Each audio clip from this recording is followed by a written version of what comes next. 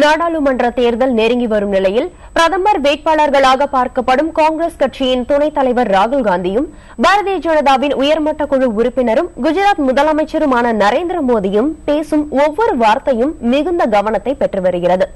பிரதமர் வேட்பாளர்களாக இவர்கள் அறிவிக்கப்படாத நிலையில் பிரதமர் பொறுப்பை ஏற்பது குறித்த தங்களின் எண்ண ஓட்டத்தை அவர்களே வெளிப்படுத்தியிருக்கிறார்கள்.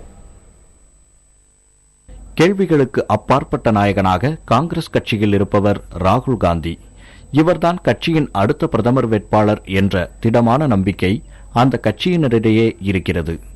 இந்நிலையில் டெல்லியில் நடைபெற்ற இந்திய தொழில் கூட்டமைப்பின் கூட்டத்தில் பங்கேற்று பேசிய ராகுல் காந்தி பிரதமர் பொறுப்பை ஏற்பீர்களா என்று பலரும் தன்னிடம் கேட்பதாகவும் அவ்வாறு கேட்பது பொருத்தமற்றது என்றும் கூறினார். It is this movement of people, this tremendous movement of people and ideas that is going to define this country in the 21st century. It is this energy that is producing your best managers. It's driving the stock market. And it's the energy providing labor for all your factories. It drives the consumption upon which your businesses are built. Democracy and technology have triggered a non-reversible chain reaction in India. This reaction is now unstoppable. Nobody can stop it. பிரதமர் பொறுப்பை ஏற்பேன் என்றோ ஏற்க மாட்டேன் என்றோ ராகுல் காந்தி கூறாவிட்டாலும் அதற்கு பதிலளிக்க அவர் விரும்பவில்லை என்பதையே அவரது பேச்சு உணர்த்துகிறது. ராகுல் காந்திக்கு போட்டியாக கருதப்படும் நரேந்திர மோடியும் இந்த விஷயத்தில் வெளிப்படையாக கருத்து கூறுவதை தவிர்த்தே வருகிறார்.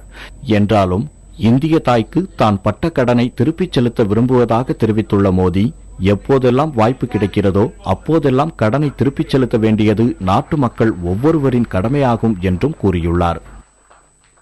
भारत मां के कर्ज को चुकाने के लिए जहां भी जो भी अवसर मिले उसका उपयोग करके एक टीचर भी भारत मां का कर्ज चुकाता है. एक डॉक्टर किसी बालक की जिंदगी बचा करके भारत मां का कर्ज उतारता है. பிரதமர் பதவிக்கு தகுதியானவர் ராகுல் காந்தியா நரேந்திர மோடியா என்ற கேள்வி முன் எப்போதை காட்டிலும் தற்போது தொடர்ந்து எழுப்பப்பட்டு வருகிறது.